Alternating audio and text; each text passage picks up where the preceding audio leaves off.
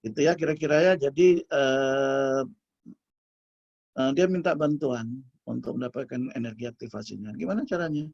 Ya lepasin dong fosfatmu.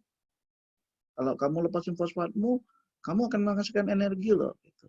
Oh iya ya kata si ATP. Ya udah, fosfat yang paling ujung yang dia lepasin. Kan dari tri ya. Ini 1, 2, 3. Fosfat yang ketiga nih dia lepasin. Sehingga semula dia memiliki 3 fosfat, karena dilepasin, dia menjadi tinggal 2 fosfat.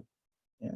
Jadi semula dari adenosin trifosfat, sekarang menjadi adenosin difosfat. Terus apa yang terjadi? Ini teraktivasi, tapi ada fosfat yang terlepas dari ATP ini gitu kan. Si fosfatnya nggak mau sendirian gitu. Jadi dia bilang, ini gara-gara lu glukosa. Kenapa? Apa salahku kata glukosa? Lu tadi butuh energi kan? Iya. Gara-gara kamu minta energi, ya kan saya jadinya tersendirian ini. Oh gitu. Ya nggak ada masalah lah. Saya sudah aktif, ya kamu nggak ada ya, kamu nggak berpegangan lagi dengan si adenosin trifosfat tadi, ya. Ya udah kamu ikut ke saya aja kata si glukosa. Ya, jadi ATP tetap jadi ADP, fosfat yang ujung tadi tidak sendirian lagi karena nanti si glukosanya mau menampung dia. Ditaruh dia di mana? Ditaruh dia di C nomor 6. Ini nomor 1, 2, 3, 4, 5, 6. Ya, jadi ada fosfat di C nomor 6. Sehingga semula dia cuma glukosa doang, sekarang glukosanya sudah menjadi glukosa yang ketempelan fosfat. Ada C nomor 6, sehingga namanya menjadi glukosa 6 fosfat. Ya. Nah, kemarin sudah saya jelasin. Terus gimana lagi, Pak? Ya udah dia udah aktif. Terus ya dia kan mau pecah jadi 2 buah molekul baru. Ini kan 1 buah molekul C-nya 6. Sekarang akan menjadi molekul yang lebih kecil. Lebih kecil dalam bentuk C3. Jadi ya pecahin lah. C6 bagi 2.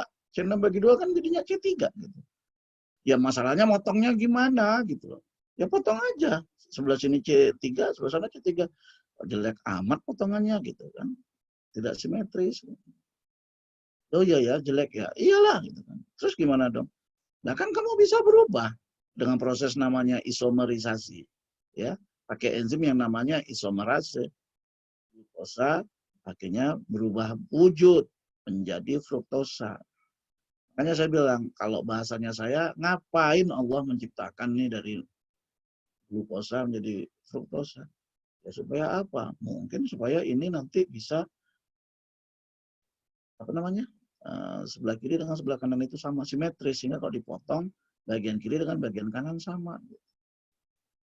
Udah, akhirnya dengan enzim yang bernama fruktos isomerase, si glukosa 6 fosfat berubah menjadi fruktosa 6 fosfat. Kenapa pakai 6 fosfat? Ya karena kan tadi kan di ini ada fosfat pada C nomor 6-nya gitu. Udah jadi fruktosa, ya udah gitu. Belahlah katanya. Pas mau dibelah, entar dulu dong kata yang sebelah kanan. Sebelah sana tuh ada fosfat. Terus sebelah sini nggak ada. Jadi gimana dong? Ya kalau dibelah nggak fair juga, nggak simetris. Sebelah kiri ada fosfat, sebelah kanan nggak ada fosfat. Ya gimana caranya? Ya gimana caranya supaya adil lah gitu. Jadi ngutang fosfat lagi, ya nggak apa-apa. Toh nanti bisa kita bayar. Ya.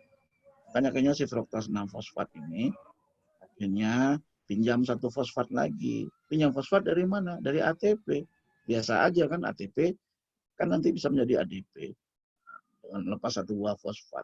Fosfat yang lepas ini yang kemudian ditaruh di C nomor 1 di sini nanti ditaruhnya itu. Ya. Jadi akhirnya ada berapa fosfat di fruktosa? Ada 2. Sehingga namanya menjadi fruktosa difosfat. Sini maksud saya ya, yang ini sekarang ya. Fruktosa difosfat. Memang fosfatnya 2 tersebut tetap terletak di mana? Di C1. Ini 1, ini C6. Udah simetris? Sudah. Terus ya belahlah. Nah, nggak ada alasan lagi dia untuk tidak pecah. Karena sudah dipenuhin semua keinginan dia. Keinginan dia pertama kan tadi bikinlah bentuknya simetris dulu. Setelah simetris, belum betul-betul simetris. Sebelah sini ada fosfat, sebelah sini nggak ada. Penuhin ya, ya udah. Sekarang mau nggak mau bisa dipecah. Setelah menjadi nanti DHAP, saya singkat ya, dihidroksiaseton fosfat ya, dengan gliseraldehyde 3 fosfat. Dihidroksiaseton fosfat ini nanti dapat berubah menjadi gliseraldehyde 3 fosfat ya. Jadi kalau kita bahas glyceraldehyde 3 fosfat sampai ke bawah, berhubung ini tadi pecah menjadi 2 senyawa T3, berarti kita cerita ke bawah ini 2 kali gitu loh. Ya. Jadi proses ke bawah ini terjadi 2 kali. 2 kali kenapa? Ya pertama dari glyceraldehyde 3 fosfat yang berjalan seperti ini sampai ke pirufat. Satunya lagi dari dihidroksi aseton fosfat berubah menjadi glyceraldehyde 3 fosfat, baru dia turun ke bawah menjadi pirufat. Begitu kira-kira. Ya, jadi di sini memang ada sedikit hal yang kemarin saya tinggal ya. Tapi di sini kalian lihat ya, di sini ada fosfat 2 ya. Nama senyawanya 1,3 di fosfoglycerat ya. Ada 2 fosfat, maka kemudian dia bayar utang, dia cicil utangnya ya. Caranya gimana? Ya fosfatnya ini dia lepaskan ya. Jadi fosfat di C nomor 1 ya. Jadi C ini nomor 1, nomor 2, nomor 3 yang paling bawah ya.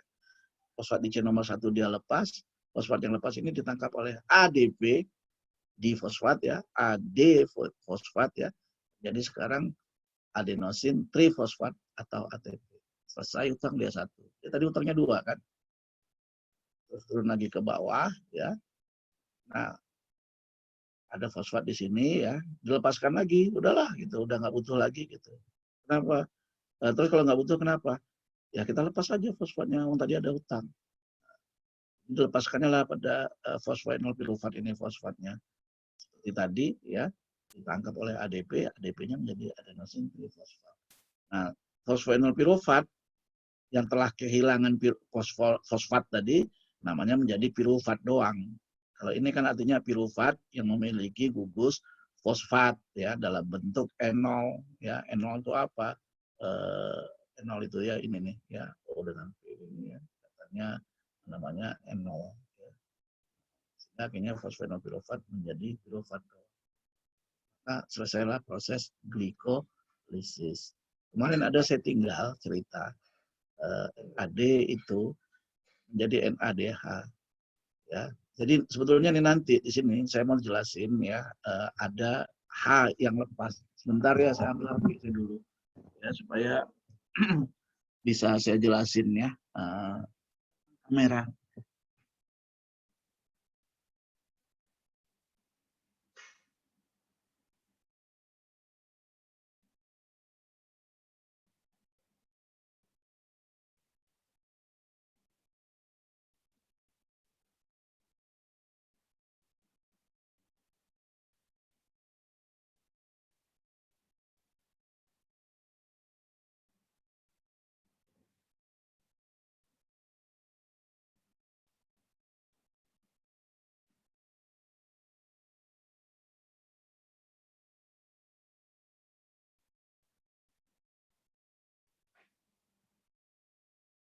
Ini mana ya?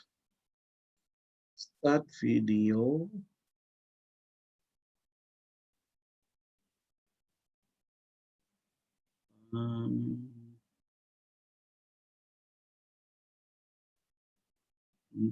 Ini stop share. Jadi di satu lagi mana? Ada masuk nggak?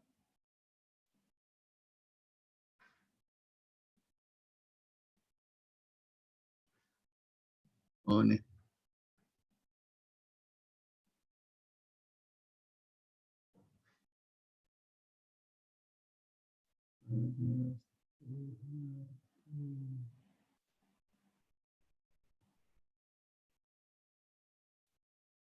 The host.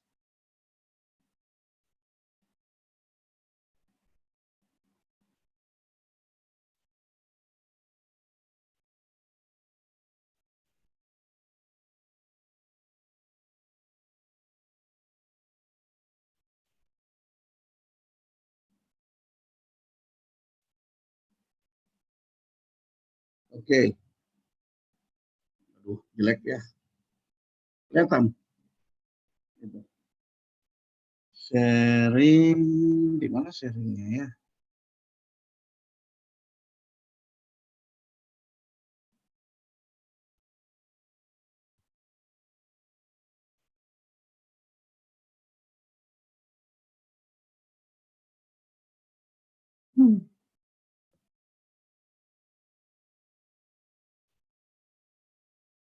share. Bisa share.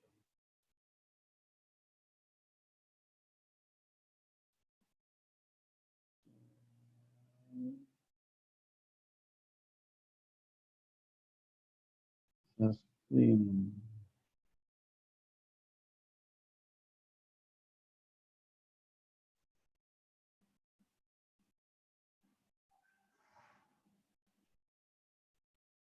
Terus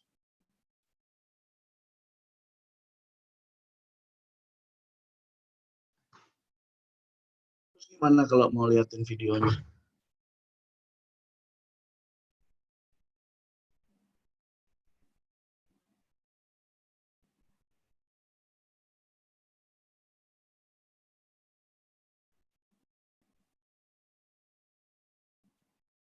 Ya,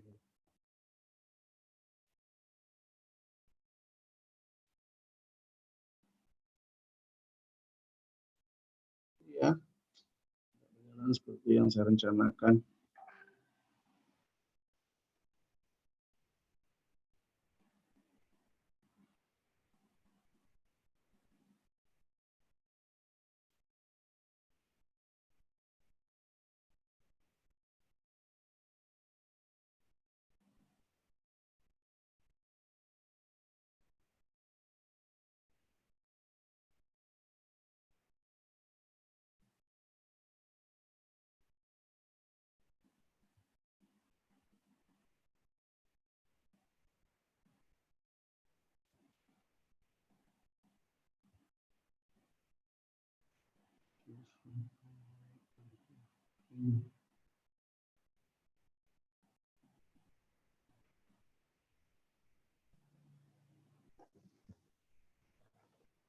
Ini kelihatan enggak ya? Coba hidupin suaranya. Kelihatan enggak?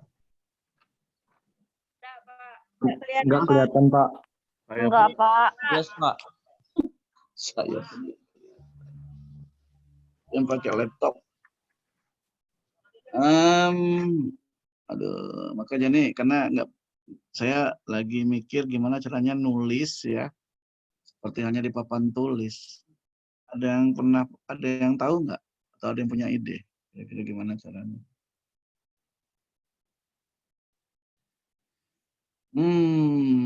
Gini aja deh. Ya udahlah kalau gitu balik lagi aja.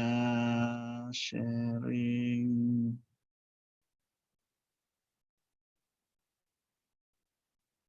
Screen. Ya, jadi balik lagi seperti ini. Sebentar. Ini kalau saya coret bisa kali ya.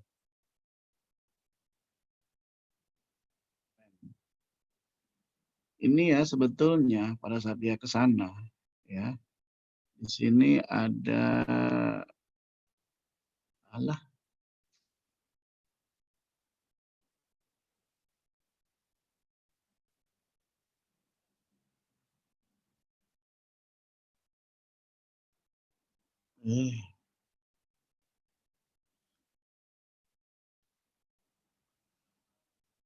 Ya lah, nggak tahu saya juga, pusing saya karena nggak ada pena, nggak ada apa namanya papan tulis. Ini kamu tulis aja di sini H2O. Ya, jadi ada tanda panah masuk H2O. Ya. Nah, H2O itu O-nya ya, itu nanti akan menjadi ini.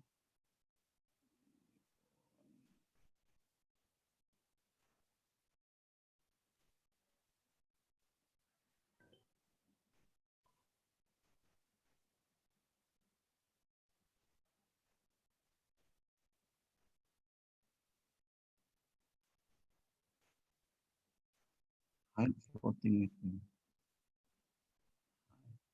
Oke, good. Ya, jadi di sini tadi saya katakan di sini boleh ya. Di sini pun boleh. Jadi ada H2O ya. Kamu gambarin aja di sini ya, saya nggak bisa gambarnya. Ada H2O masuk. O-nya O-nya itu ya, di sini kan O cuma satu ya.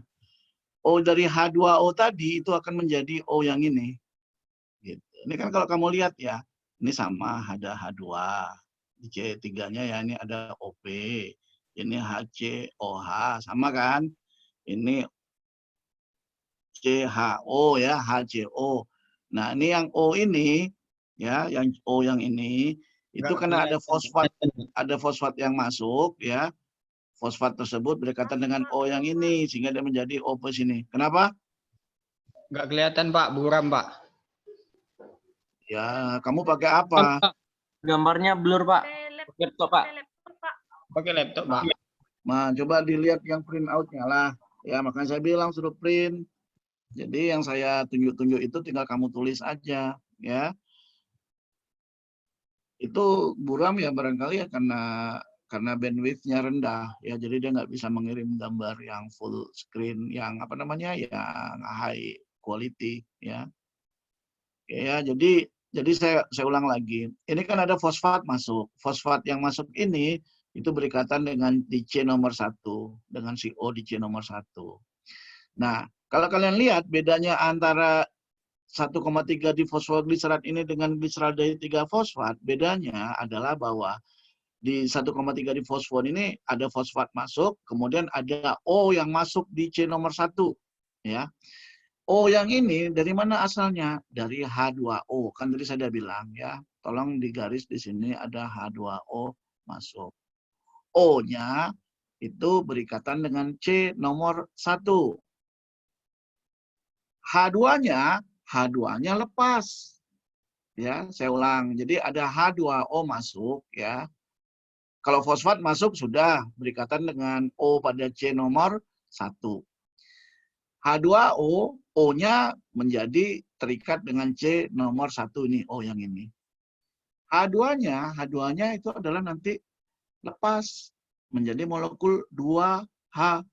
Tolong dicatat ya.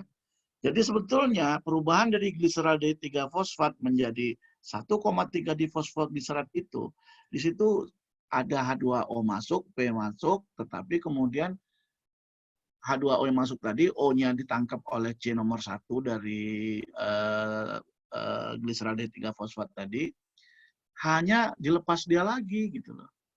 Nah, yang perlu kamu catat, setiap H yang lepas, sama tadi ya pada waktu kita cerita ATP itu dia fosfat yang lepas ya, itu sudah yang nangkap ya.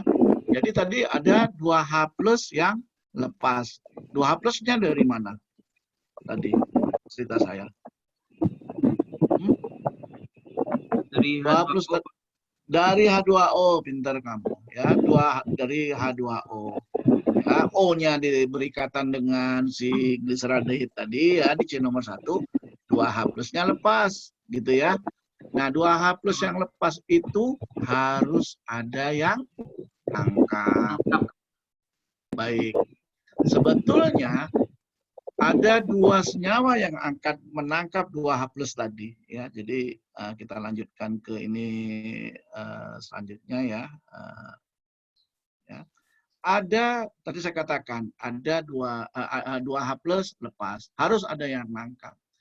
2H+ tadi itu harus ada yang nangkap. Siapa yang akan nangkap? Kamu catat aja. 2H+ yang lepas itu yang nangkap itu cuma ada 2 senyawa kemungkinannya ya. Kemungkinan pertama 2H+ ditangkap oleh NAD namanya.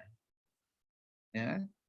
Jadi setiap kali 2H+ lepas ya harus ada yang nangkap. Siapa yang akan nangkap? Satu adalah NAD. Yang kedua, kemungkinan lainnya lagi kalau NAD nggak mau nangkap, yang nangkap namanya FAD. Jadi siapa yang akan menangkap 2H+? NAD sama FAD. Baik. Jadi kalau 2H+ itu ditangkap oleh NAD, maka terbentuklah senyawa yang bernama NADH ditambah H+. Jadi kamu bikin aja di sini. Jadi di sini kamu bikin 2H+, ya kan? Terus di sini kamu bikin tambah NAD, gitu kan? Menjadi apa? menjadi NADH ditambah H plus. Kamu tulis ya di sampingnya di sini ya. Saya ulang. Tadi ada 2H plus lepas ya. Dari mana? Dari gliseraldehyde 3 fosfat saat menjadi 1,3 di fosfogliserat. Maksudnya dari H2O ya. 2H plus tersebut lepas, yang diambil cuma O-nya doang tadi kan. 2H plusnya bebas ya. Harus ada yang nangkap. Siapa yang nangkap? NAD. Sehingga NAD ketemu H yang satu menjadi NADH. H yang satu lagi ya menjadi H plus saja di sini kamu bikin. Jadi NADH ditambah H plus. Ya. Nah, NADH ini kemudian dia mau balik lagi menjadi senyawa dia semula. NADH tambah H plus tadi, dia ingin menjadi NAD lagi gitu loh. Kalau gitu gimana dong? Ya H plus yang kamu numpang, iya.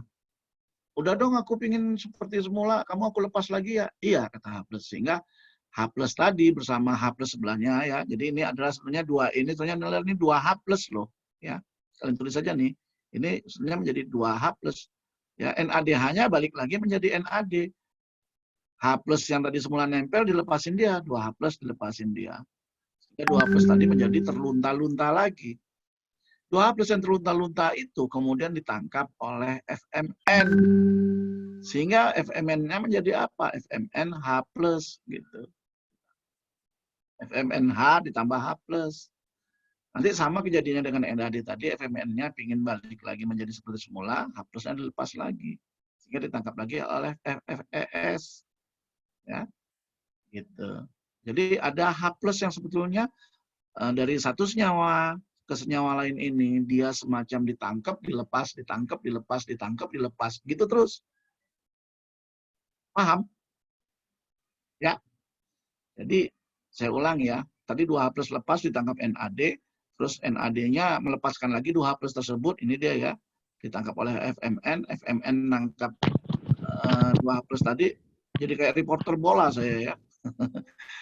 2H plus ditangkap oleh si anu, dilanjutkan oleh ini, memang gitu terus tuh.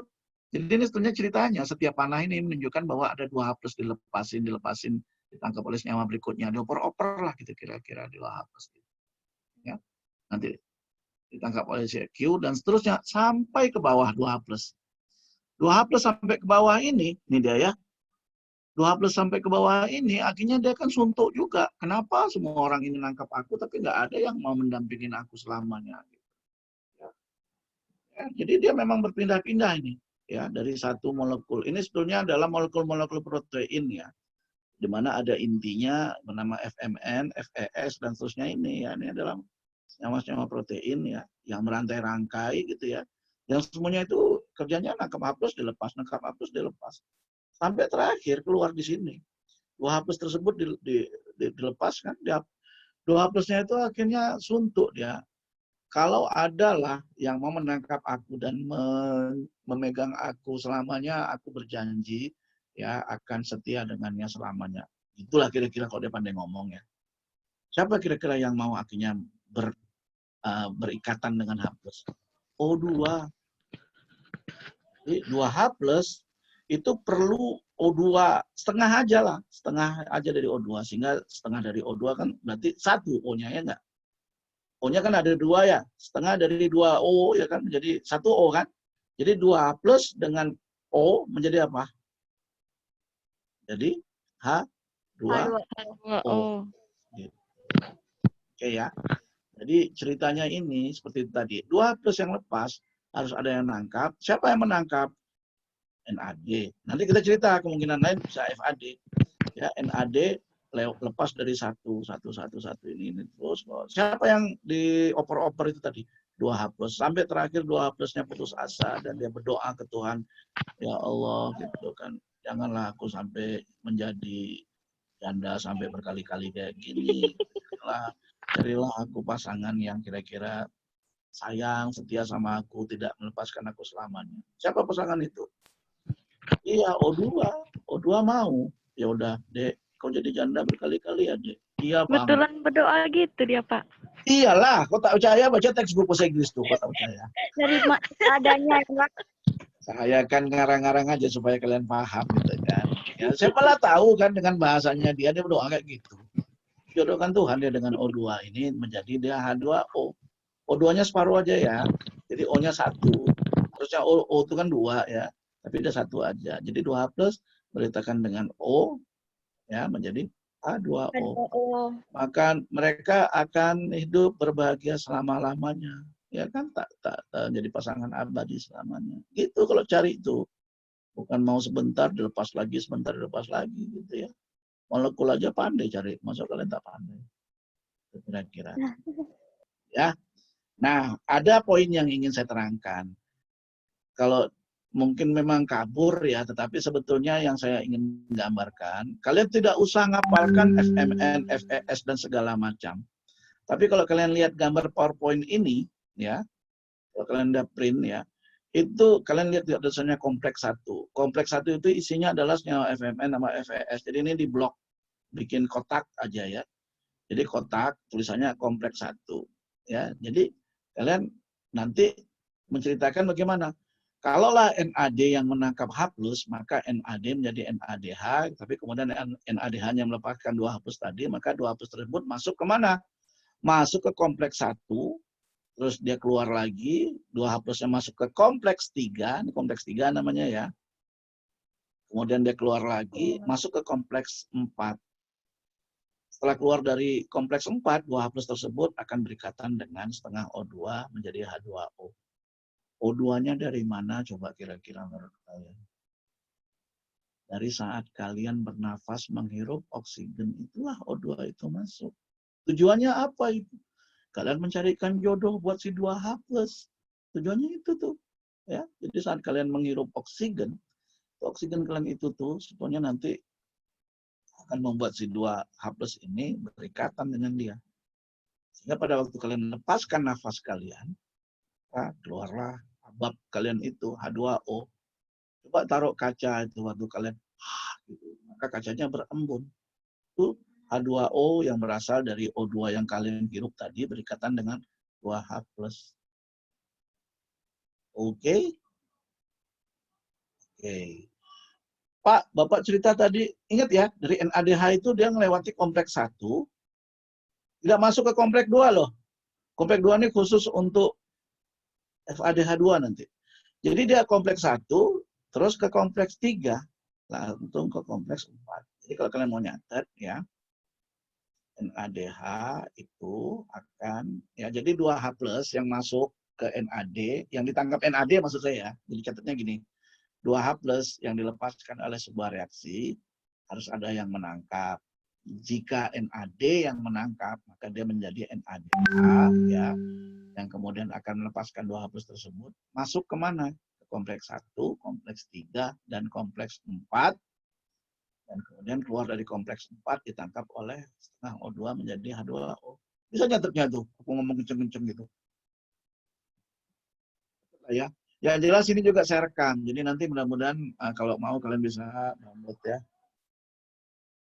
Ya, Pak. Baik. Kalau kompleks 2 gimana? Kalau yang nangkap FMN, FAD, 2H+ tadi kan saya bilang, 2 yang mau nangkap dia. Kalau enggak, NAD adalah FAD. Kalau FAD yang nangkap, FAD nangkap ya, sehingga si FAD menjadi FADH2. Ya, jadi FAD ditambah 2H+ menjadi FADH2.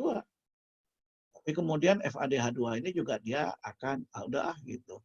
Gitu kalau rupanya cuma 2H+. Gitu aja, cantik aja cuma. Tapi rupanya ya tak pandai masak, jarang mandi. Jadi dilepas dia balik 2H+ itu. Gitu. Sehingga FAD jomblo lagi menjadi sendiri. 2H+-nya masuk ke kompleks 2. Ya. Terus baru keluar lagi, baru masuk ke kompleks 3. Dengan kata lain gini, bahwa jika 2H+ tersebut ditangkap oleh FAD, maka dia menjadi FADH2. Lebih lanjut, FADH2 akan melepaskan si 2H+, sehingga dengan demikian 2H+-nya masuk ke kompleks 2, setelah itu masuk kemudian ke kompleks 3, dan masuk ke kompleks 4, baru kemudian nanti keluar ditangkap lagi oleh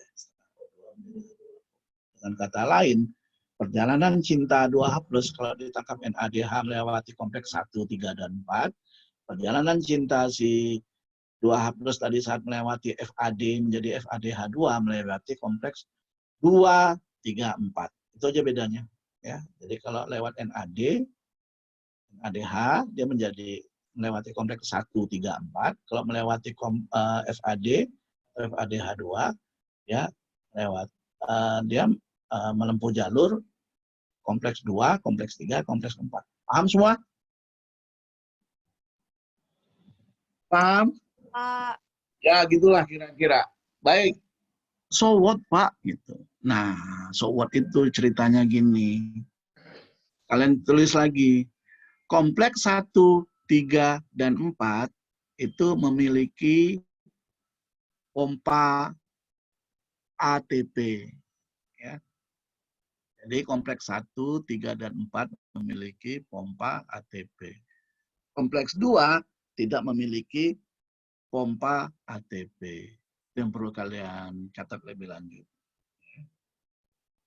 Apa itu pompa ATP? Pompa ATP itu adalah sebuah sistem molekular ya, di mana nanti di dalam itu ada bagian yang berputar dan ada bagian yang ngepres. Kita nonton video dulu sebentar ya, seperti apa pompa ATP tersebut. Putar nggak videonya nih?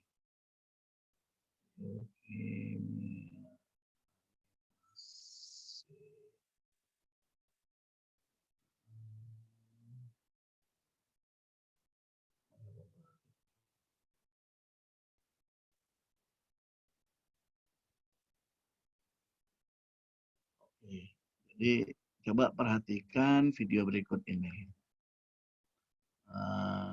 Saya mau memperlihatkan ya, ini adalah sebuah model yang dinamakan molekul pompa ATP. Jadi pompa itu sendiri terdiri dari kompleks protein sebetulnya ya, terdiri dari 2 bagian. Bagian atas fungsinya ngepres si ADP dengan P, dipres gitu ya, sehingga ADP dengan P mau nggak mau berikatan menjadi ATP gitu. Jadi yang atas di ngepres, yang bawah ini muter, bisa muter. Saat dia muter inilah dia menggerakkan tuas ini. Tuas ini gunanya yaitu tadi dia menyebabkan si bagian atas ini membuka. Saat dia membuka, masuklah si ADP ditambah P, kemudian dia menutup, saat menutup si ADP dengan P dipencet sama dia sehingga akhirnya menjadi ATP. Jadi saya ulang, yang bawah ini adalah molekul ini akan bisa terdorong berputar kayak dinamo ya. Nah, tuasnya ini menyebabkan perputaran tersebut menyebabkan nanti bagian atasnya bisa membuka, menutup, membuka, menutup. Saat membuka, disitulah ADP dengan P masuk. Saat menutup, ADP dengan P tadi itu menjadi tergencet, menjadi membentuk molekul nama ATP. Nanti ini saya lihatkan animasinya ya. Gambar ini kelihatan sama kalian semua? Kelihatan, Pak. Kelihatan, Baik. Pak. Baik, good. Kelihatan, Pak. Ya, ini yang gambar plus ini adalah itu tadi. H plus itu tadi. Jadi ini plus ini sebetulnya adalah H plus yang dilepaskan dari jumlah reaksi. Jadi di dalam reaksi-reaksi kimia molekular itu banyak terjadi pelepasan H plus. Ya. Makanya bisa terjadinya asam apa segala itu kan karena ada H plus dilepas. Contoh tadi itulah bagaimana gliserat dari 3 fosfat menjadi 1,3 di fosfogliserat. Di situ ada H plus yang dilepas gitu loh. Ya. H plus yang lepas itu dia nanti masuk ke pompa ini. Saat dia masuk menyebabkan bagian dalam pompa ini itu terdorong. Plus dengan plus terdorong sehingga berputar gitu ya. Saat dia berputar itulah dia nanti ini menyebabkan tuas ini naik dan turun. Ya. Jadi kalau kita lihat kira-kira mekanismenya seperti ini nih. Ya, perhatiin ya. Ya, jadi ada H plus masuk ya, menyebabkan ini muter gitu ya. Nah, ini membuka ya. Nah, ini ada ADP dengan P masuk. Ya. Saat dia membuka lagi ADP dengan P-nya udah jadi ATP gitu. Ya. Nanti bisa kita lihat dari atas. ADP dengan P masuk, digencet, keluar menjadi ATP. Ini ADP, P-nya 2 tadi kan. Nah, ADP, P-nya 2 tambah P. Ini muter kenapa coba? Ya karena ada plus ini tadi. Plus ini menyebabkan bertolak dengan ini. Ditolaknya muter. Nah ini kira-kira kalau dari atas ya. Kira-kira di bawah muter, ini nanti akan membuka, menutup, membuka. Nah ini P dan ADP. Ya. Nah, ADP dengan P masuk, ini nanti ngencet, ini jadi nyambung gitu. Nah, gitu. Jadi ATP.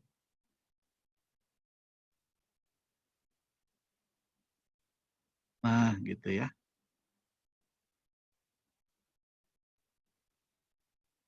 ADP dengan P masuk lagi. Nah, ini ya. ADP dengan P gitu kan. Belum nyambung awalnya. Cuma karena kegencet nanti dia nyambung jadi itu. Jadi ATP. Ini ADP dengan P masuk. Ini adalah kira-kira gambaran mekanisme bekerjanya pompa ATP. Itu kira-kira ya. Kalian ingat nggak tadi pompa ATP itu di kompleks berapa, dan berapa? Tadi udah nyatet barusan. Di kompleks 1, 3, dan 4, Pak. Pinter, ya, benar ya. Jadi pompa yang tadi kalian lihat animasinya itu adanya di kompleks 1, 3, dan 4. Jadi si pompa tadi bisa muter karena apa? Karena ada 2 H+. H+ ya, masuk ke dalam pompa menyebabkan plus dengan plus bertolak. Tolak menolak. Sehingga akhirnya ya ditolak, didorong, muter dia gitu. Muter itulah nanti masuk ADP menjadi dan P menjadi ATP. Adanya di kompleks 1, 3, dan 4. Jadi kalau ada P yang kalau ada 2H+ tadi yang masuk ke dalam, maka 2H+ tersebut menyebabkan pompanya muter. Pompanya muter akan memproduksi ATP dari ADP. Masuk lagi ke tempat kompleks 3, ya, menyebabkan pompanya muter, maka ADP dengan P tergencet menjadi ATP. 2+-nya keluar lagi, gitu terus dia masuk ke kompleks 4, menyebabkan dia pompa ATP-nya muter, ya, oleh adanya 2H+ tadi, ADP dengan P menjadi ATP. Jadi saat 2H+ masuk ke kompleks 1, 3, dan 4, saat itulah terjadi proses produksi ATP. Paham? Nah, sama. Saat dari FADH2, bedanya apa? Kalau dari FADH2 dia masuk ke kompleks 2. Kompleks 2 ini nggak ada pompa ATP gitu loh. Ya, jadi kalau dari 2 ini dia masuk ke 2, ATP nggak dihasilkan. Masuk ke 3, ATP dihasilkan. Masuk ke kompleks 4, ATP dihasilkan. Baik, apa kesimpulannya? Kalau dari NADH, ada berapa ATP dihasilkan? 2H+ tadi masuknya ke NADH, ada berapa ATP yang dihasilkan?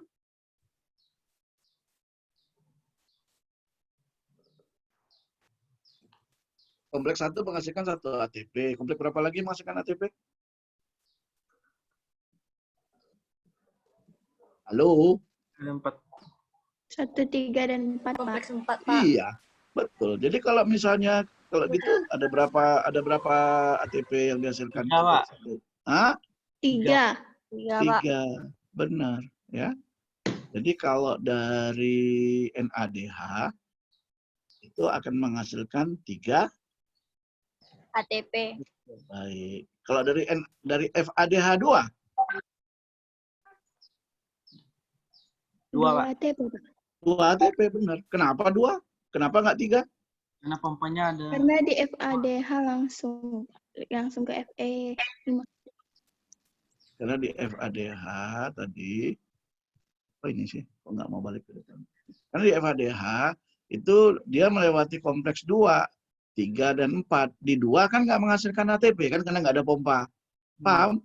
Paham, Pak. Di kompleks 2 ada atau nggak pompa ATP-nya? Tidak ada, Pak. Tidak ada ya. Jadi ya nggak ada keluar ATP. Kapan ATP dihasilkan? saat 2H+ memasuki kompleks berapa? 3, Pak. Dan 3 dan 4. iya. Begitu kan. Ada pertanyaan? Jadi apa yang bisa kalian tulis sebagai catatan? 1 NADH setara dengan berapa ATP? 3 3 ATP. ATP. 3 ATP, Pak. 1 NADH setara dengan 3 ATP karena 2H+ dari NADH tersebut melewati kompleks 1, 3, dan 4. Ya nggak? Ya, Tadi Pak. kan kalian udah nyatat, yang ada pompa ATP itu adalah di kompleks 1, 3, dan 4. 1 FADH2 setara dengan 2 ATP. berapa ATP? 2 ATP karena Melewati 2H+. kompleks Melewati 2H+, iya 2H+-nya melewati kompleks. 3 dan 3 4. dan 4. Wis, 2 dulu tuh. 2, 3, dan 4. Baik. Tapi di 2 tidak ada pompa Tidak ada ATP. pompa. Itu dia. Paham? Ya. Kan kemarin terakhir ini saya tinggal nih. NADH ini ya. Nah, jadi kalau kalian lihat reaksi ini, di sini ada berapa NADH-nya? 1, 1. Setara dengan 3 ATP. 3 ATP, 3 Pak. ATP. Terus ini 1 ATP. Ini 1 ATP. Berarti berapa ATP? 5. 5. Benar. 5 dari mana? Dari NADH ADH tambah 2 ATP ini kan 5. Ya. 5 ya. Ya, Pak. 5 itu sebetulnya ingat kan kita baru menceritakan tentang glyceraldehyde 3 fosfat segigi ini kan. Ya, Pak. Yang ini kan belum cerita kita. Ya nggak? Belum, Pak. Berarti ini sama nanti ceritanya. Berapa lagi dihasilkan kalau seandainya dihidroksiaseton fosfat sampai ke pirufat nih? Berapa 5. lagi? 5 lagi. Jadi total berapa? 10. 10 ATP. Iya. Jadi dengan demikian glikolisis itu hakikatnya menghasilkan 10 ATP sebetulnya. Yang berasal dari apa? Dari NADH dan 2 ATP, ya kan? Sehingga terjadi 5 ATP dikali 2 kan? Hakikatnya kan dia menghasilkan total kotor ya 10 ATP. Tapi dia Berutang. berutang. Berapa ATP? 2 Utang ATP. berapa? 2 ATP. Jadi dengan demikian total bersih ya neto 8 ATP. 8 ATP, ATP. Pak. Sip. Ya. Jadi kalau kalian lihat ya, sebetulnya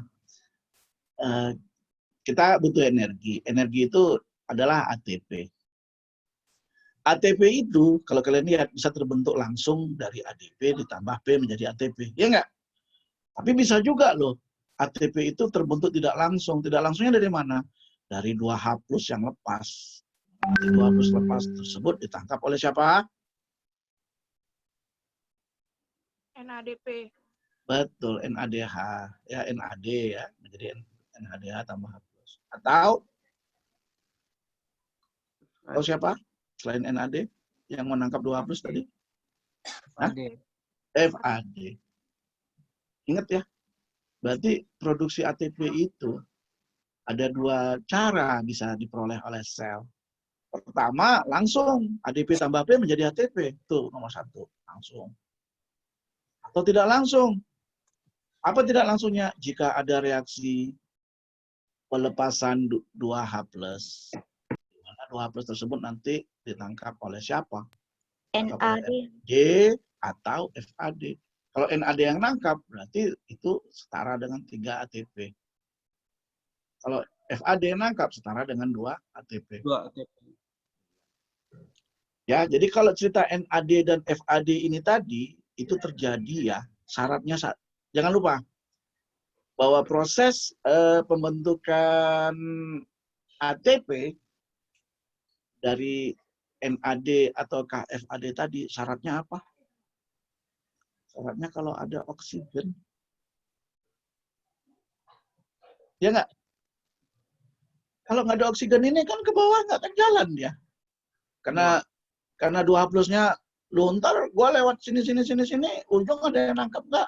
Kalau nggak ada nggak mau katanya gitu. Ya, jadi sebelum dia mau dilempar-lempar dengan banyak molekul macam-macam ini yang mau nampung lepas lagi ini, dia tengok dulu di ujung sana ada oksigen nggak gitu. Kalau nggak ada mah reaksi ke bawah nggak akan jalan. Jadi saya ingatkan sekali lagi ya, kalau mau kamu catat silakan ya, bahwa reaksi NADH tambah H+ atau KF2H2 ini itu akan setara dengan 3 atau 2 ATP. Itu semua dapat terjadi kalau ada oksigen alias kalau kondisinya aerobik. Saya ulang sekali lagi untuk kesekian kalinya, NADH tambah H+ atau KFADH2 itu akan menghasilkan 3 ATP atau K2 ATP jika prosesnya aerobik atau ada oksigen. Dan kemudian ya, reaksi yang barusan kita bahas ini tadi dengan animasi dan penjelasan kalimat yang cukup panjang ini tadi. Ini dengan kata lain, karena butuh oksigen, ini terjadi saat kamu bernafas. Jadi ini, molekul yang banyak ini, yang berantai-rantai ini, molekul yang banyak berantai-rantai ini namanya molekul rantai pernafasan. Ya, molekul rantai pernafasan. Ya memang artinya saat bernafas ya kita butuh oksigen, ya kan? Tujuannya apa? Ya supaya reaksi dari NADH sampai ke 2H+ tambah setengah O2 itu terjadi jika ada oksigen, jika kita bernafas. Paham ya? Jadi reaksi apa ini namanya? Reaksi oksidatif rantai pernafasan. Kenapa oksidatif? Ya karena di situ terlibat oksigen. Kenapa rantai pernafasan? Ya kalau waktu kamu bernafas kan kamu menghirup oksigen. Baik, ada pertanyaan nggak?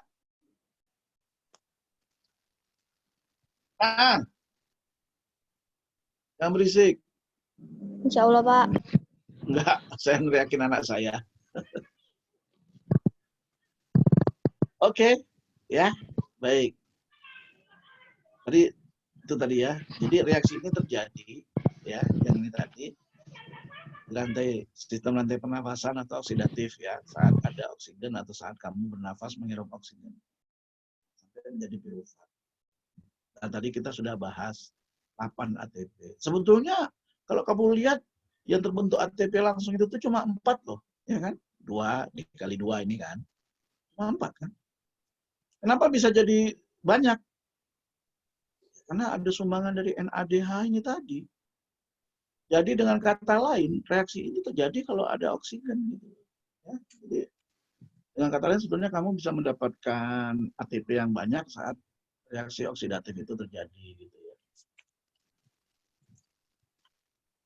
Nah, disinilah yang kemudian dapat menjelaskan beberapa fenomena lebih lanjut. Sebentar ya.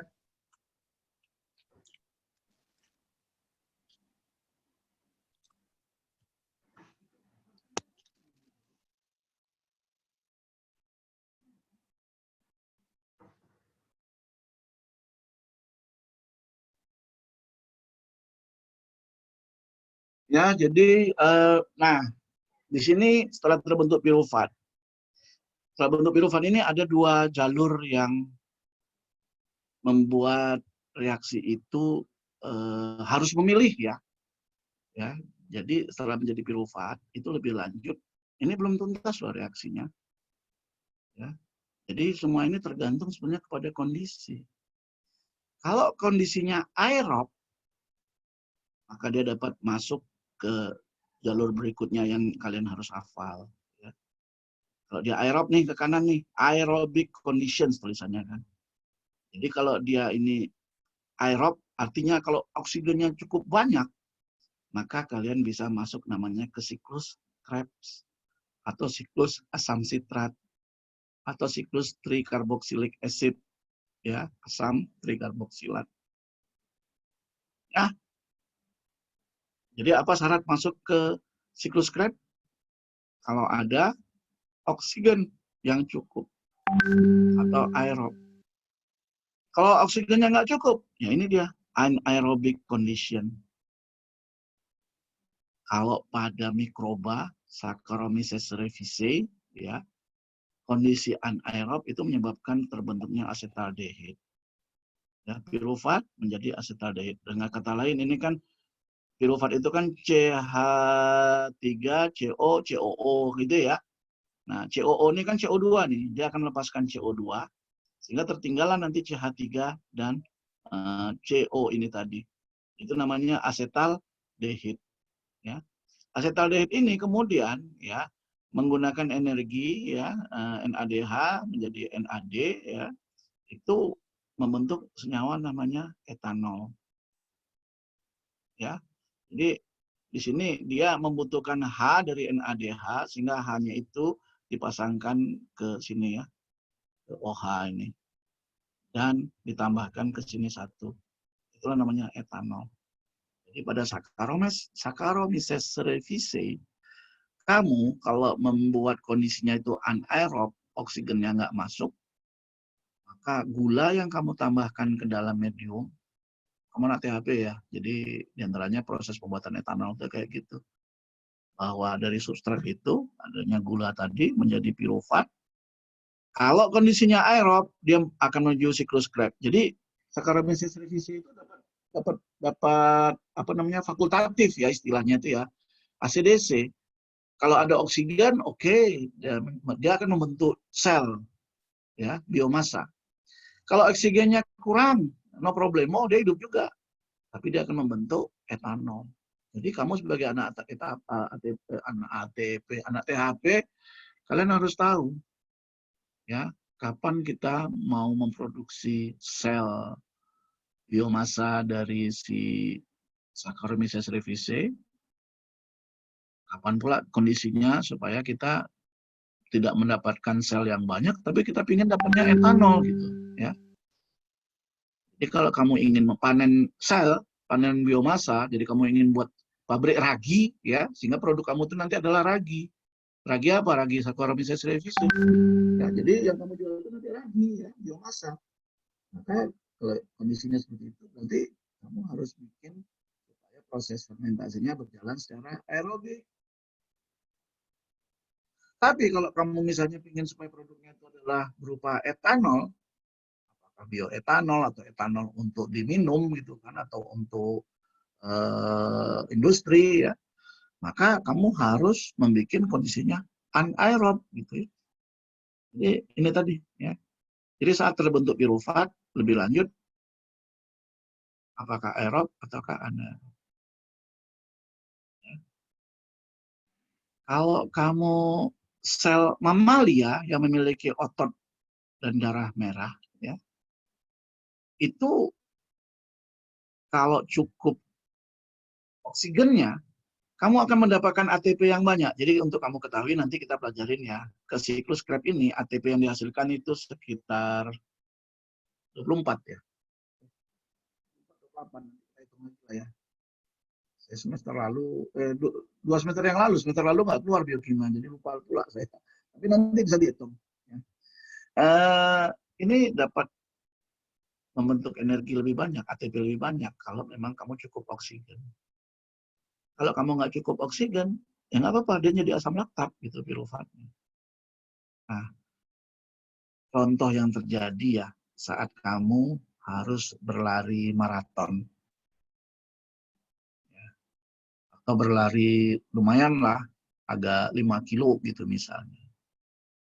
Kalau kamu memang setiap hari itu latihan. Jadi itu semuanya nanti tergantung ya, kamu sanggup atau tidak untuk melakukan tugas tadi, misalnya kamu harus lari 5 kilo non-stop.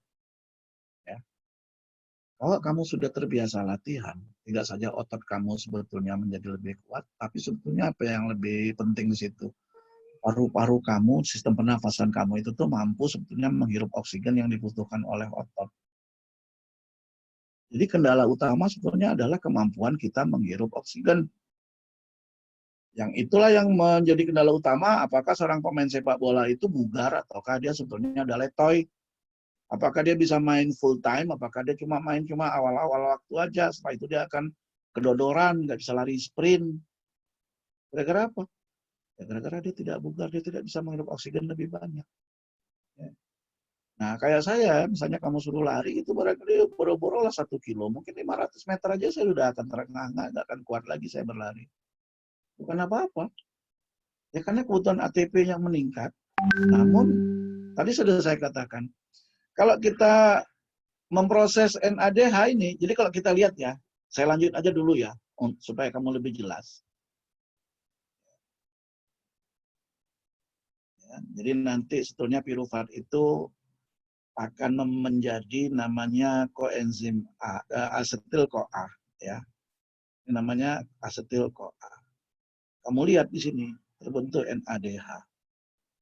Dan kamu udah otomatis mengkalkulasi setiap NADH yang terbentuk itu setara dengan 3 ATP.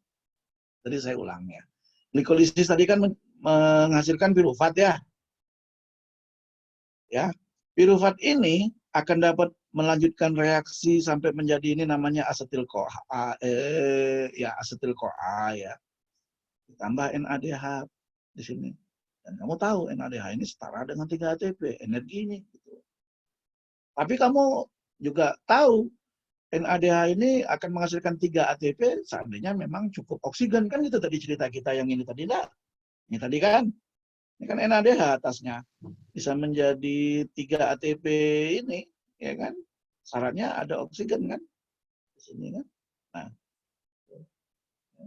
jadi NADH ini baru bisa menjadi ATP kalau memang cukup oksigen. Ini udah 3 ATP loh. 1 piruvat. Piruvatnya kan ada 2, sudah 6 ATP. Nah, namanya asetil-CoA. Ini namanya siklus Krebs. Ini asetil-CoA nanti masuklah kemari ini. Kamu lihat ada berapa NADH nih? 1, ini FADH2. Berarti ini 3, ini 5 ATP. GTP ini sama dengan ATP 6. Ini tambah 3 lagi 9. 12. 12 untuk 1 asetil-CoA. Padahal kan ada 2 asetil-CoA-nya. 24. Jadi kamu sebetulnya ya, kalau bisa masuk sampai siklus Krebs ini, ya, senyawa-senyawa tadi itu, maka kamu bisa mendapatkan ATP jauh lebih banyak. Ingat kan tadi ya, glikolisis itu menghasilkan cuma 8 ATP loh.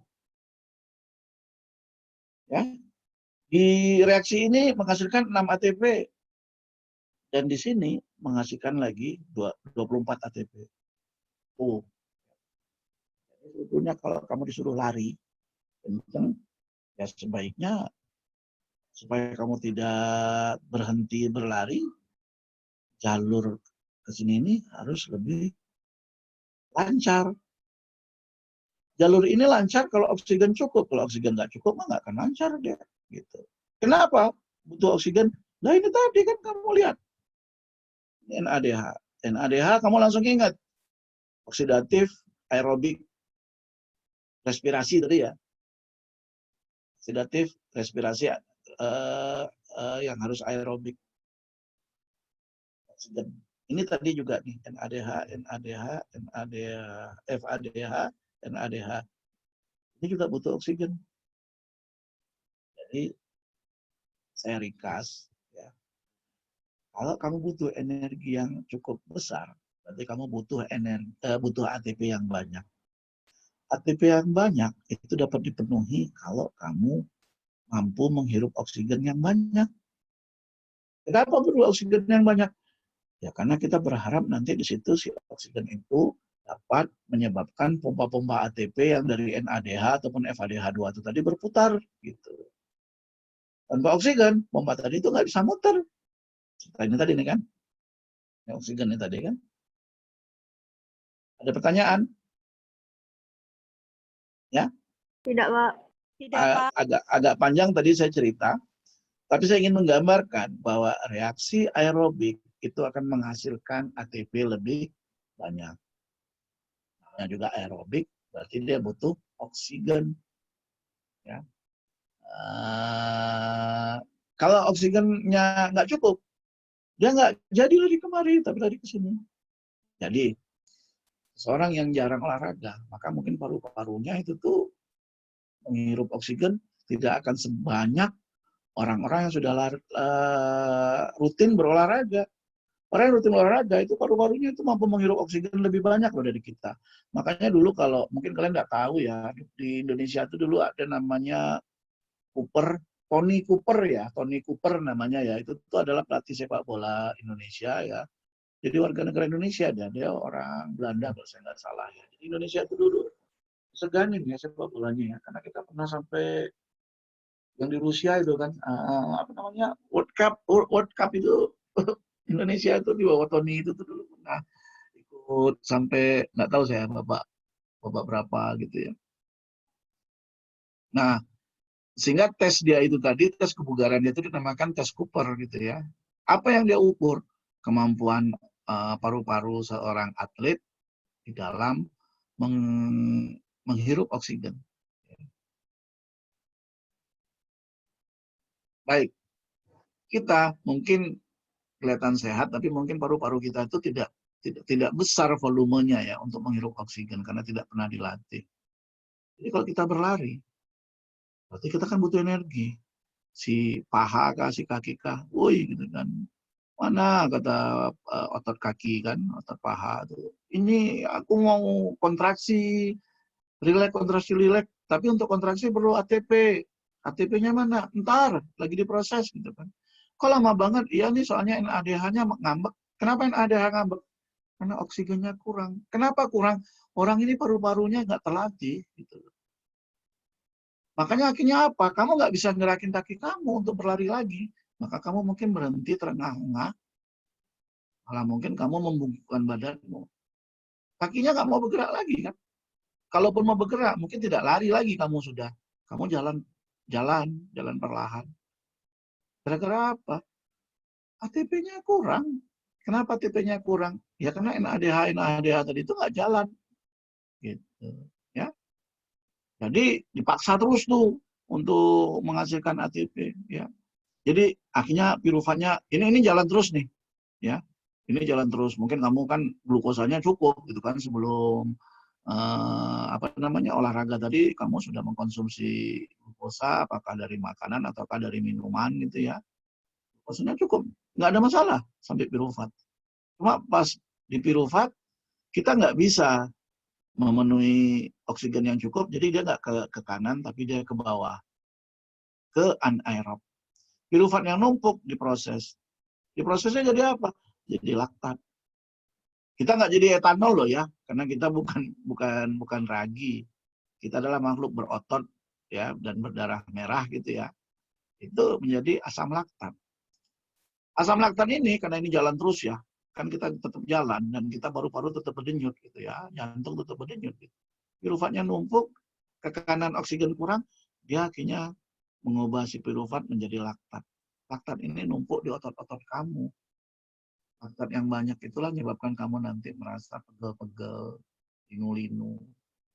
Nah, terus gimana cara ngilanginya? Ya kamu pijetin supaya apa? Laktatnya itu tuh tersebar ya di otot-otot, tidak numpuk di otot kaki, tapi nyebar kemana-mana lah. Supaya nunggu nanti dijemput oleh darah dibawa ke ginjal gitu.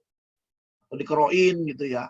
Itu tujuannya keroan itu kan, badannya linu-linu itu dikeroin kan agak lebih nyaman karena asam-asam laktat yang numpuk tadi akhirnya nanti tersebar lebih merata ke bagian-bagian tubuh yang lain sehingga dibawa oleh darah. Seperti itu kira-kira. Ya, sampai sini ada pertanyaan? Paham ya? Jadi kalau kita ingin mendapatkan ATP lebih banyak, kita harus dalam kondisi aerob. Kalau tidak, maka dia nanti akan jadi anaerob. Kalau anaerob pada makhluk berotot dan berdarah merah menjadi asam laktat, tadi. Kalau pada ragi ini menjadi etanol. Oke. Kita Selesai cerita tentang yang anaerob tadi ya, karena anaerob dikit aja reaksinya. Tapi kalau aerob agak 2 tahap reaksi lagi ya. Nah, glikolisis berakhir di pirufat. Sekarang kita cerita nasib pirufat tadi. Seandainya cukup oksigen. Inilah dia nasib si pirufat seandainya cukup oksigen. Loh Pak, enggak ada oksigen di sini Pak. Memang enggak. Tapi kan ada NADH. Ya enggak? NADH tadi, kan ini tadi reaksi ini tadi. NADH, di sini butuh oksigen gitu loh. Ya. Kalau NADH atau OADH, otak kamu langsung otomatis harus ada oksigen. Otomatis saja ya. Sudah saya katakan berkali-kali dari tadi. Nah itu berarti reaksinya aerobik, butuh oksigen. Baik. Dengan demikian, pirufat akan menjadi senyawa ini. Ini namanya, kamu tulis ya. Ini CH3CO ini namanya asetil. Ya, CH3CO itu namanya asetil. Ya, ini S-CoA, ini koenzim A. Jadi ini adalah senyawa yang bernama asetil-CoA. Oke. Yang ini namanya senyawa pirufat. Ini pirufat itu C-nya 3 ya. Asetil itu apa? Asetil itu adalah C-nya tinggal 2, CH3CO. Jadi bagian bawah dari pirufat ini nih kalau kamu lingkarin aja nih. CH3CO. Ini nanti bakal menjadi asetil. Kenapa dia menjadi asetil? Karena COO-nya dilepas dia. COO ini apa nama lainnya lagi? C-nya ada berapa? C-nya berapa? C-nya berapa? Hidupin mic-nya. COO, CO-nya berapa? Yang atas nih.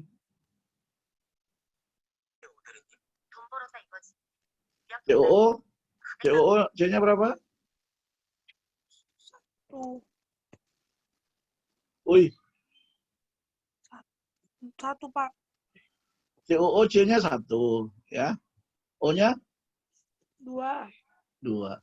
Jadi namanya CO2. Iya. Ya. Jadi COO dilepas menjadi ini nih, CO2. Jadi kalau kamu punya print out-nya, COO, kamu lingkarin, terus kamu tunjukin sini panahnya. COO menjadi CO2. 2. Oke. Yang tersisa apa? Yang tersisa gugus asetilnya, CH3CO. Namanya asetil. Karena COO lepas menjadi CO2, kan tangan di C nomor 2 ini tersisa 1 kan? Sisa dari mana? Sisa dari tadi yang menggandeng CO2 tadi kan? Nah, tangannya nganggur ini. Nggak boleh nganggur dia. Dia harus ada yang ikat. Siapa yang ikat? Nah, itu dia nanti. Yang mau ngikat dengan si asetil ini, itu adalah koenzim A. Ini namanya nih koenzim A. Bentuk koenzim A itu nulisnya gampang, tapi sebetulnya rumus kimia, rumus bangunnya kayak gini nih. Ya, jadi sampai SH ini semua, sampai ke senyawa yang gede-gede ini, ya sampai ke ujung sini nih, ya, itu diringkas menjadi CoA, koenzim A. SH-nya inilah nih yang paling ujung nih ya. Nah, karena kamu nggak mungkin lah saya suruh bikin senyawa ini. Jangan kamu, saya pun tak hafal ini ya. Kita tulis saja CoA. CoA itu sebenarnya gambar apa? Gambar ini semua. Gitu. Ini SH. Ya. Nah, tadi kita ingin mengikatkan si asetil kan. Apa itu asetil? Asetil itu sisa dari pirufat setelah CO2-nya minggat. CO2-nya nih minggat nih. Yang tersisa namanya asetil dari pirufat tadi, CH3CO. Ada tangan di C2 ini yang nganggur. Karena setelah CO2 pergi, tangan itu nggak ada yang megang lagi. Itu mau kita gandengkan dengan si CoA ini. CoA sendiri di ujungnya ini ada senyawa S, ada senyawa H. Nggak ada tangan nganggur dia nih kan. CoA S ini kalau kamu lihat, nggak ada tangannya yang nganggur. Nah, karena mau kita gandeng kemari, kita harus bikin tangannya lepas, satu nganggur. Caranya gimana? Paksa si H ini untuk coba lepas. Oi, kau pergilah dulu. Ngapa bang gitu? Kau pergilah, karena aku mau menggandeng si Acetyl. Itu amat abang. Udahlah kau pergi. Iyalah bang, kata si H ini. Si H ini pergi dulu. Sehingga nanti S-nya tangannya yang bekas megang H ini tadi nganggur. Tangan si S-nya nganggur, si Acetyl juga ada tadi C2-nya nih nganggur, mereka berikatan. Nah, inilah dia nih kan. Si Acetyl, ini tadi dengan si S kan? S, CoA. Paham? Paham ya? Paham, Pak. Good. Semangat. Daripada diam-diam aja. Ingat, si H-nya kan dilepas ya. Paksa lepas tadi ya. Woi, kok pergi? Kalau H lepas harus ada yang Nangkap. pinter. H lepas harus ada yang nangkap. Tadi kan udah kita sebut, ada dua kemungkinan yang menangkap dia. Siapa dan siapa? NAD sama FAD. Ya, pinter kali kau. Ya, jadi H ini harus ada yang nangkap. Siapa yang mau nangkap? Si NAD. Gitu. Sehingga si H ditangkap oleh NAD. CO2 tadi kan udah selesai ceritanya ya, jadi CO2 ya, COO ini ya. Si C pada C nomor 2 ini tangannya lepas, berikatan nanti dengan si CoAS, ya kan, sehingga dia menjadi CoAS asetil atau asetil CoA. Gitu. CO2 tadi. Si H plus tadi berikatan dengan NAD, menjadi NADH. Selesai sudah. Reaksi apa ini? Ini namanya dekarboksilasi. Ya. Dekarboksilasi siapa yang dekarboksilasi? Pirufat. Coba apa kira-kira menurut kalian arti dekarboksilasi di sini? Ada kata-kata D loh. Ada kemudian karboksil. Apa artinya? D itu artinya apa? Kemarin? Hilang. Hilang. Karboksil apa berarti di sini? Siapa yang hilang nih tadi? Siapa yang hilang dari pirufat? Ini kan pirufat ya. Ada karboksil yang hilang. Siapa namanya ini tadi? Yang hilang tadi? CO2. CO2. Jadi ngerti maksud dari dekarboksilasi ini? Dekarboksilasi pirufat dia bilang kan. Si pirufat mengalami proses kehilangan CO2.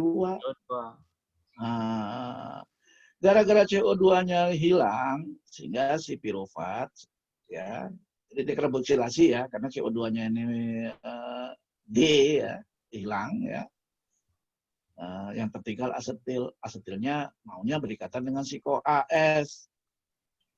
CoAS-nya nggak ada tangan yang nganggur. Oleh sebab itu, CoAS, kau ikhlas dong lepasin hanya gitu. Salah aku apa bang, kata si H. Ya nggak apa-apa lah, kau lepas dulu lah. Gitu. Ya udahlah, si H lepas, emang lu aja. Sama kau aja aku bisa, kata si H kan. Ngomel dia ke si CoAS. Hanya ini kemudian ya udah dia cari yang baru NAD, jadi NADH gitu. CoAS memang mengikat si asetil. Namanya apa nih tadi? Apa namanya ini tadi? Asetil CoA. Asetil CoA. Ya. Tahu nggak kenapa kira-kira ada kata-kata oksidatif di depannya? Jadi ini adalah proses dekarboksilasi pirufat secara oksidatif gitu kira-kira bahasa Indonesianya. Kenapa ada ditambahin kata-kata oksidatif?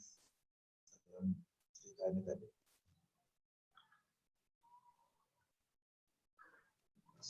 Oksigen. Kenapa? Oksigennya. Kan tadi saya sudah bilang, kalau kalian melihat senyawa NADH atau FADH2, maka otomatis saja kita bayangin, wah ini pasti ujung-ujungnya perlu oksigen. Paham? Ya nggak?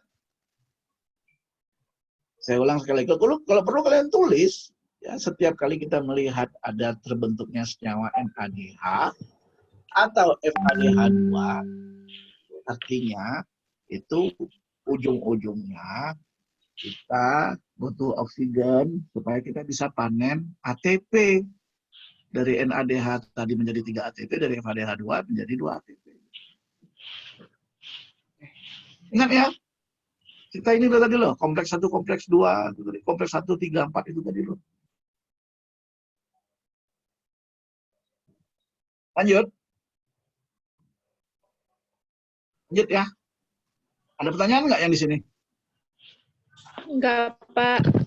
Oke, kalau gitu saya nanya, ada berapa ATP dihasilkan di sini?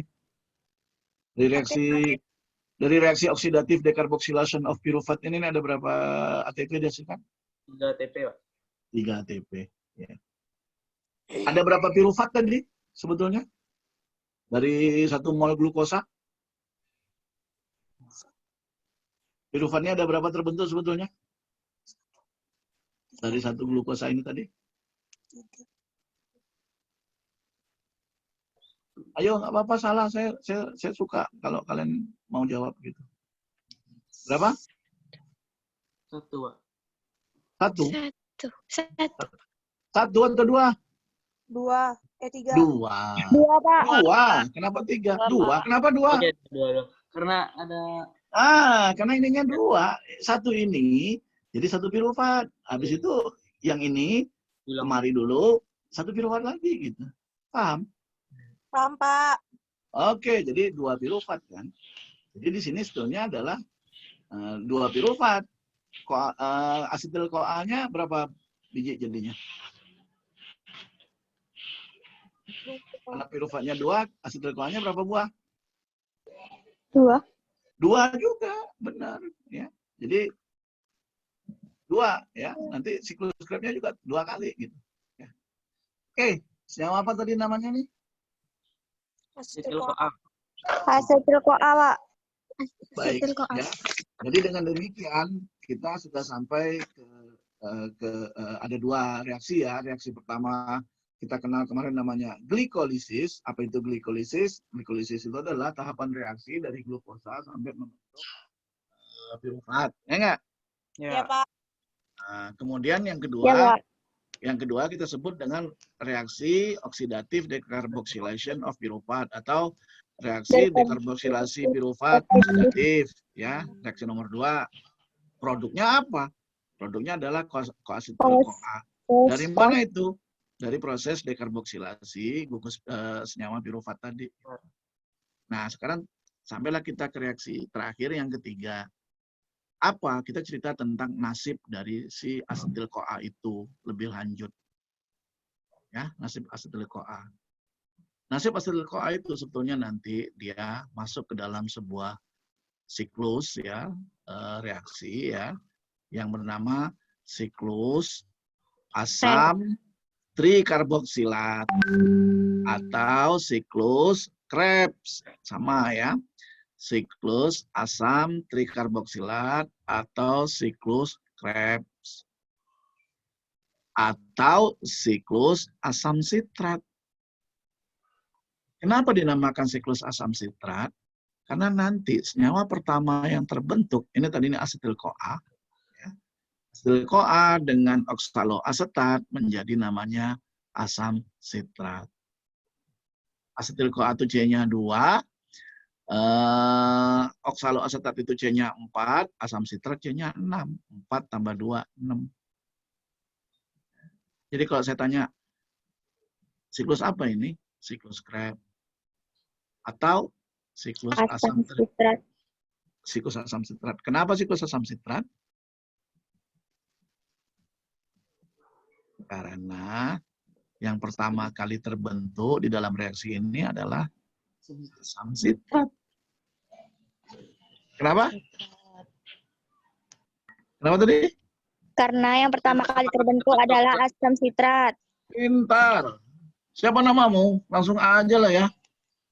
Boleh, Pak. Boleh, Pak. Mutiara, Pak. Oh iya, iya, Mutiara. Masalahnya nanti habis maghrib namamu lupa lagi aku. Ya, atau ini seperti tulis di sini, siklus asam trikarboksilat. Kenapa siklus asam trikarboksilat? Karena ini semuanya ini dinamakan asam yang terbentuk ini. Ya, ini ada berapa senyawa nih? 1, 2, 3, 4, 5, 6, 7, 8, 9 ini. Itu semuanya ini adalah senyawa-senyawa asam trikarboksilat. Itu dia ya. Kenapa dinamakan siklus Krebs? Karena yang nemukannya itu Tuan Krebs. Krebsnya itu tuh bukan di SpongeBob itu ya. Bukan SpongeBob ya, tapi KREBS ya. KREBS nulisnya. Baik.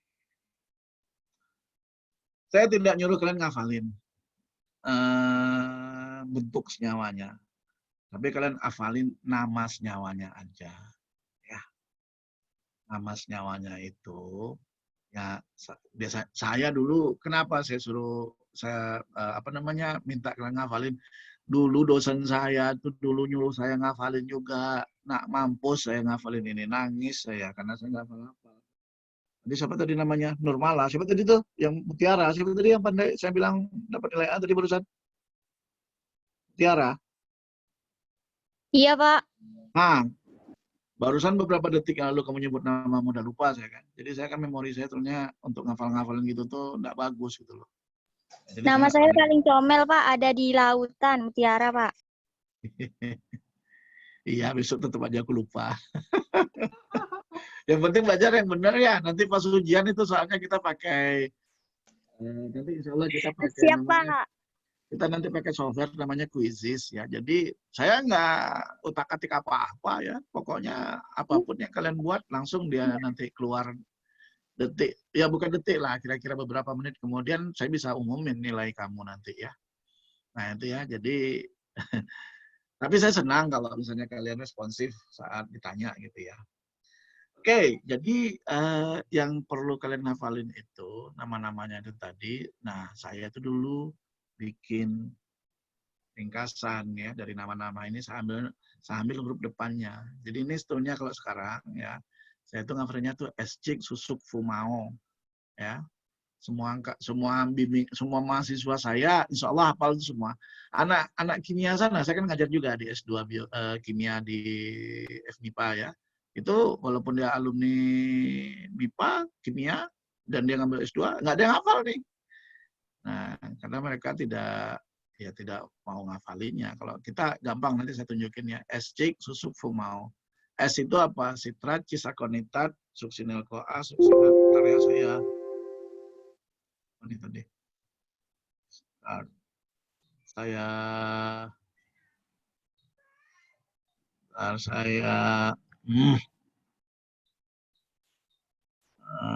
share screen.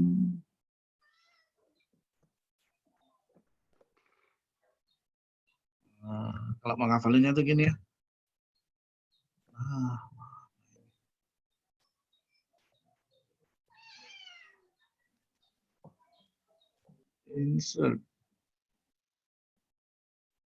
Insert text box.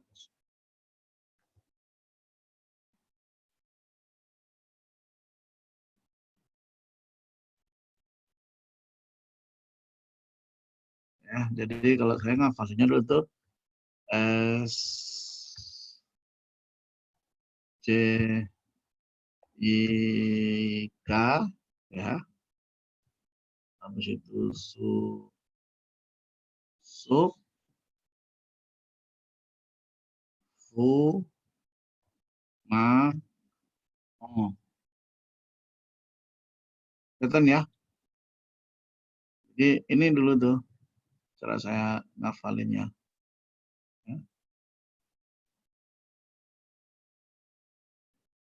Escik Susuk Fumao.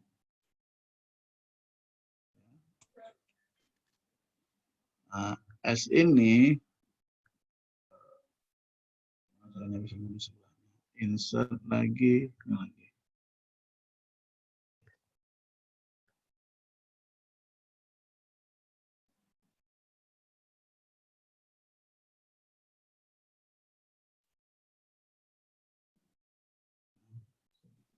S itu singkatan dari citrat. C itu singkatan dari cis akonitat. Itu singkatan dari isocitrat. K itu singkatan dari ketoglutarat. Makanya sampai hari ini saya hafal tuh. Padahal saya udah tua gitu kan. Su itu dari suksinil koa. Satu lagi itu dari suksinat. Kalian catat aja ya. Fu itu dari fumarat.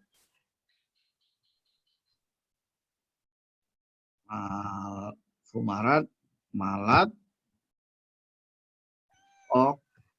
oksalo, baca. Coba. Ya. Jadi, gitu cara saya ngafalinnya dulu. Escik, susuk, fu, ma, o. Gitu ya. Dan ini keluar dalam ujian ya. Saya kasih gambar kayak tadi ya. Kemudian kalian kalian ya isi gitu nanti. Nggak boleh salah. Catat, udah? Udah, Pak. Oke ya. Estik, susuk, fumau. Apa? Coba dibaca. Coba dibaca sama-sama. Estik, susuk. Cik, susuk, fumau. Ya. Di ngoceh-ngocehnya sendiri kayak orang gila. Ngapa kok nak kata maknya kan? Ya itulah mak tentang apa nih gitu kan. Kira-kira ya sitrat, cis akonitat, isositrat, ketoglutarat, suksinil koa, suksinat, fumarat, malat, oksalasetat. Itulah dia ya. Ini kan benar. Sitrat memang bahasa Inggris ya, tapi kan bahasa Indonesia kita kan S. Sitrat, cis akonitat, I-nya isositrat, K-nya ketoglutarat, suksinil koa, suksinat, fumarat, malat, oksaloasetat. Oke. Nah, kalau kalian nanti rajin ya, mau lihat gitu, kalian akan lihat di sini. Ini ada H nanti yang akan dia lepas ini dari reaksi ini. Tinggal dari senyawa isositrat menjadi ketoglutarat ini, kalian akan lihat ada H lepas, ada CO2 lepas. Gitu. H yang lepas, sudah kita bahas tadi, harus ada yang nangkap. Siapa yang mau nangkap? Ya kalau nggak NAD, FAD. Gitu. Ya, jadi di sini ada H yang lepas, ditangkap NAD, NADH. Ingat, tadi saya udah bilang, begitu kita nyebut NADH, begitu langsung otak kita otomatis mengatakan, 3 ATP nih. NADH, 3 ATP nih. Syaratnya apa? NADH menjadi 3 ATP kalau ada apa? NADH menjadi 3 ATP kalau ada apa?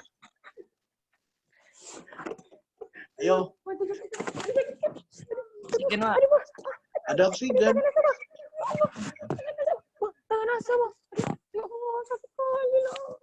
Apa itu? Siapa punya tuh? Saya terjepit. Allah, sakit. Siapa yang terjepit? Ya, oke ya. Jadi seperti saya sampaikan tadi, NADH seperti kata. Jadi, nah NADH di sini, NADH di sini, NADH, ini FADH2 ya, ini NADH. Masing-masing ini butuh oksigen kan? Makanya tadi saya katakan kalau dia memang ada NADH itu berarti ATP diperoleh. Sehingga dengan demikian sebetulnya banyak.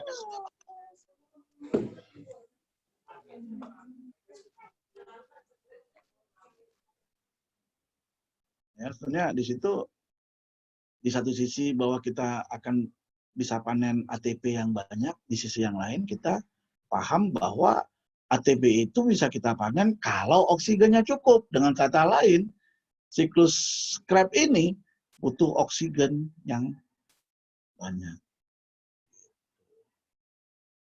Paham ya? Baik, coba kita hitung. Udah dihitung sih tadi sebetulnya. Berapa ATP? NADH 1. NADH 2. Itu udah 6 ya. GTP, 1 GTP kalian catat ya. 1 GTP setara dengan 1 ATP ya. Jadi GTP itu adalah guanosin trifosfat. Yang kita butuhkan kan trifosfatnya. Jadi walaupun dia namanya G ya, bukan A, itu setara dengan 1 ATP. Karena trifosfatnya itu sebetulnya yang jadi sumbangan energi ke sel itu tadi. Oke. 1, 2, 6 ya. 6 ATP. Ditambah 1 GTP udah 7. Terus FADH2, 2 ATP, 9. Ditambah lagi NADH, 3 ATP. 9 tambah 3, 12. 12. Baik. Jadi satu siklus ini adalah setara dengan 12 ATP. Dan kita ingat tadi, piruvatnya ada 2. Piruvatnya kan akan menjadi asetil-CoA, piruvatnya 2, asetil-CoA-nya 2. Berarti 12 ini kita kali dengan 2. Kenapa? Karena tadi asetil-CoA-nya 2, asetil-CoA-nya kan 12 ATP. Kalau 2 asetil-CoA, 24 ATP. Gitu. Paham ya? Jadi saya ulang, siklus Krebs-nya sendiri sebetulnya untuk satu asetil-CoA itu menghasilkan 12 ATP. Karena dia ada 2 asetil-CoA, maka dari 1 mol glukosa tadi menghasilkan ATP dari siklus Krebs. Iya enggak? Ya, 24 ATP. Kemudian ini tadi berapa ATP ini? Total seluruhnya, Pak. Ini ya, ini reaksi ini aja nih, oksidatif piruvat ini. 3. Tapi kan piruvatnya ada 2 ya enggak? Jadi 6. 24 ditambah 6. 24 tambah 6. Ya, 30. Ini, sorry. Ini 8. 8. Jadi 38. kesimpulannya apa? Kesimpulannya, 1 mol glukosa akan menghasilkan 38 ATP. Oke, good. Ada pertanyaan? Tidak, Pak. Kalau Tidak, nggak ada pertanyaan, kan tadi gini deh, saya aja nih ya. Jadi dengan demikian sebetulnya kita cerita tentang nasib glukosa tadi ya, yang kemarin kita mulai sekitar 2 minggu yang lalu ceritanya kan, itu sebetulnya tuntas sudah. Ya, jadi glukosa itu tadi, dulu kita nulisnya kan waktu SMA ya, kan simple aja. C6, H12, O6, ya kan? Iya, Pak. Tambah apa? H2O, ya enggak? Menjadi apa? Menjadi CO2, ya kan? Tambah CO2 tambah H2O, salah saya. Ini nih bukan H2O, ini tambah O2 maksud saya. CO2 tambah apa? H2O. Iya, CO2 tambah H2O. Iya. Dulu kan itu yang kita tahu pada saat belum belajar biokimia sampai hari ini. Pendek aja reaksinya. C6, O12, O6 tambah 2, CO2 tambah 2O. Sebetulnya kalau kita pelajarin tadi, ya, itu reaksinya ternyata ada 3. Pertama glikolisis, kemudian oksidasi dekarboksilasi pirufat, dekarboksilasi pirufat secara oksidatif, yang ketiga baru siklus Krebs gitu loh. Sehingga nanti memang produk akhirnya apa? CO2 dan H2O. Tentunya tambah ATP ya. Tambah 38 ATP gitu sebetulnya nih akhirnya nanti nih. Tambah 38 ATP. Ini sebetulnya nih dulu ya. Nah, yang kemudian coba kita uraikan satu demi satu reaksinya seperti yang kita bahas selama 2 minggu ya, minggu lalu. Ya, jadi dengan demikian kalian sudah mempelajarin dari reaksi yang cuma 1 baris ini ternyata bertahap-tahap panjang sekali ya. Dan kalian tahu di mana CO2 itu ya. O2 tadi kira-kira di mana kalau kalian lihat masuknya dari reaksi yang 3 tadi itu? Apakah di glikolisis, apakah di dekarboksilasi pirufat, apakah di respirasi atau rantai pernafasan tadi, ataukah dari siklus Krebs? Di mana tadi O2 itu masuk?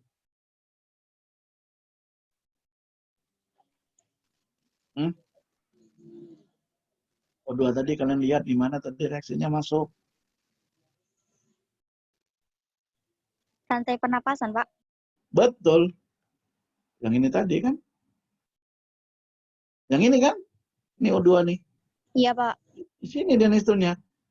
Jadi gara-gara apa? Ya gara-gara NAD dan FAD ini. NADH atau FADH2. Karena kan kalau kalian lihat reaksinya kan menghasilkan ATP, karena ada NAD, FADH2 kan itu tadi. Nah, asal sebetulnya masuknya O2. Dan kalian lihat keluar CO2, keluar H2O, banyak kali kalian lihat tadi ya. Ini CO2 nih. Ini CO2 keluar, ini CO2 keluar. Juga di sini juga ada CO2 yang keluar, ya kan? CO2 ini kan H2O. H2O banyak juga tadi. Saat nanti ini NADH ini. NADH ini ujungnya nanti kan H2O kan? H2O kan? Atau di sini juga ada keluar H2O. Oh, ini masuk ya. Ini yang keluar ya. Oh, ini CO2 yang keluar. Ya. Ini yang keluar H2O. Di sini satu lagi tadi di NADH atau FADH2. Ada pertanyaan? Tidak, Pak. Baik. Udah didokumentasikan ini oleh ketua kelas. Ketua kelasnya tak ada ya? Tidak, Pak. Mana dia?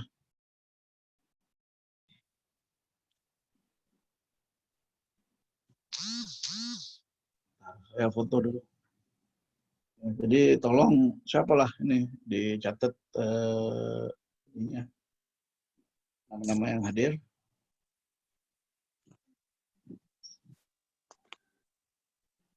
Ya, jadi share, mana nih share.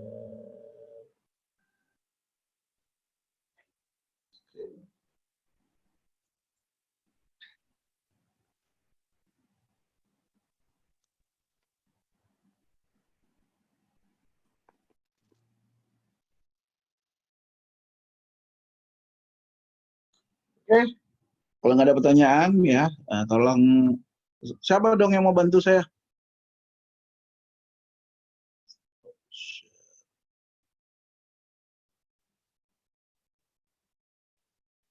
Nanti mau bantu bikinkan absennya. Udah di SS kok, Pak. Nanti tinggal kirim aja ke komtingnya, Pak. Oh iya, ada nama-namanya ya. Ada, Pak. Oke, terima kasih Mutia. Baik, Ya, mahasiswa Pak, sama-sama. sekalian, ya, sehat selalu ya. Semoga